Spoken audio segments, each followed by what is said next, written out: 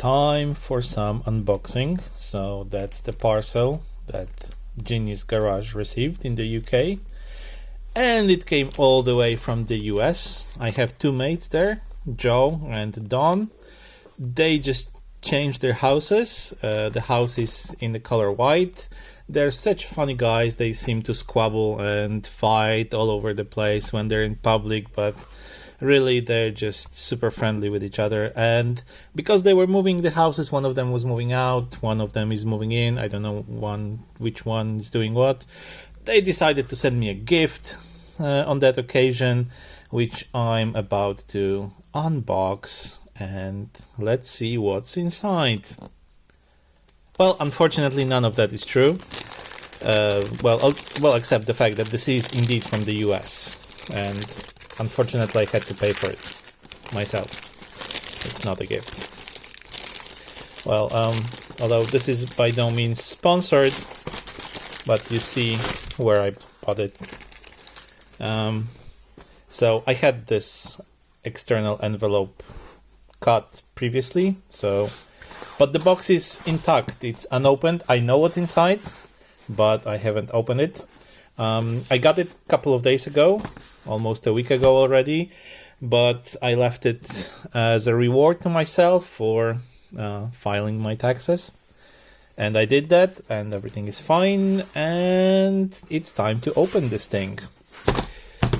I'm quite excited about this because there's a model inside that I was looking for since the beginning of my Genius Garage last year, and well, it's with 12 other models, but let's see how it goes. So someone pressed firmly to seal. Now I need to pull firmly to unseal. This is actually a nice box, isn't it? I'll keep it. Right, okay, so straight away 12 assorted miniature antique autos and one not assorted. This is huge and this is awesome. If you ever watched, I think, almost any American movie, you know what this is. Greyhound. Apparently it should be Tootsie Toy. Because I checked before when I was buying it, and it's something I decided to get because I was buying this other box from the same seller, and I thought, okay, since I'm paying the shipment already, maybe they have something worth buying that's not easily accessible in the UK or in Europe. And the Greyhound bus is not easily accessible by this one. And I like buses, I like coaches, so that's a perfect addition to my collection. Let's keep it there. And now, the main attraction of the day. Okay, the box is flying away. There's a business card. Oh, I really appreciate sellers sending these small things. What's there? Okay, I don't want to put some personal details there. Thank you. Oh, well, you're welcome. And, okay, this is something that some people might consider horrible. Okay, just let me... Oh. Have you heard it falling? Yes. So, some people will consider it horrible. I find it absolutely amazing. This is a set of very crude models of an early automobile history. I need to look at this. What's really here? I love it. It's just amazing. That's one of maybe 2 or 3 purchases that I made outside of the UK. And there's my camera is shaking from the excitement. So, for example, there's a 3-wheeler Benz car. Look at those straps, whatever this horrible red thing that is holding the car in place. Look how crooked is the placement of the sticker. Can this be taken off? Okay, I don't want to break it. Oh, whoa. Whatever is this? Locomobile. If it was a Spanish car, that would be a crazy car, wouldn't it? Amazing.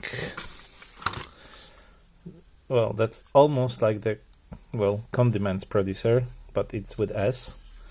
And it's red and yellow, mustard, ketchup. I just don't know what they are used to make better. There's a Ford Type A. It's beautifully red. This set was manufactured by a Japanese company. I don't recall what they are called. But it was made in Japan, and it took me ages to figure out that it exists and to figure out who makes the stuff. Because there was an auction where I noticed one of those vehicles, which I'm about to reveal at the end, that's mine, that was super, that I really wanted to get, and it was unboxed, it was one of the set, it was mislabeled at the auction, and that was hard to get. That's an Oldsmobile. I like the blue. It's a pretty blue. And it was sold for way more than I wanted to pay for it. That's what went beyond any budget. Winton. Have you ever heard about Winton? You see, it says Japan. So here goes Winton. And then I thought, oh dear, that's the car I always wanted to get. I knew it was made in much bigger scale, were more detailed. What's that? Okay, that's not diarrhea. Definitely that's not how you read this name. Duria, I guess. It's pretty, I love it. And so I really started searching, Googling. Google image search was not very helpful. And maybe after 2 hours or so, I finally figured out who was making this sets of cars, more or less. When the auction ended that I wanted to buy, I went looking on the internet if anyone else was selling the same thing that I wanted to get. Oh, look at those boxes there. The plastic is all bubbly. That's amazing. And I found one in Bulgaria, but it was so expensive, and I didn't buy it. And then I found this set in the US, and the seller was eager to ship to Europe, and he had this great Greyhound bus for sale, and I got it. And this is the penultimate car that I'm showing you. You see in the background there's something lurking at us. So, well, I got this from the person in the US. They sent it. It arrived very quickly. I had to pay some duties, but it was handled by eBay. It was worth it. I think this is one of my most expensive purchases ever on eBay, but it's distributed into 12 cars, so I'm not worried that much. And this is the machine that caused all the commotion. Okay, if I put it like this, the light is better. It's a model of 18th century, it says 1769, steam car.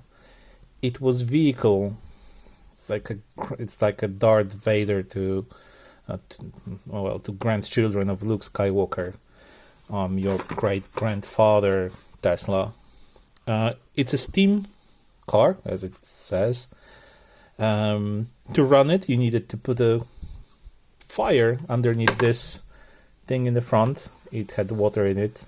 When the water started boiling, it would power the wheels, or the front wheel. It would go for a small bit, then you need to build a fire again. So it was not very efficient mode of transport. That's why we don't use this technology much nowadays. But imagine this was 18th century. That's nearly 300 years ago, quite soon. And it was produced by a gentleman called Geniuz, and it's an amazing model. I didn't realize they were making it in this scale, in this size, in this level of crudeness. I love it. That's a treasure for me. And I know about this model because when I was a kid, story time, I had this book about old cars, and this was the first car in this book. It was a book with pictures in the descriptions. I never cared about the description or the introduction. I only cared about the book drawings. So there was a page explaining the history of the car or the manufacturer, and a big drawing, not even a picture, a drawing, colored drawing of the car, of the vehicle. And this was the first one. So, and I think that book is kind of responsible for my interest in cars ever. This is beautiful. That's my treasure. Thank you for watching. That's quite a beautiful box as well. Apparently this should be someone said this was Oliver and I know what were the two guys called. Let's see, made in Japan. There's a patent for it.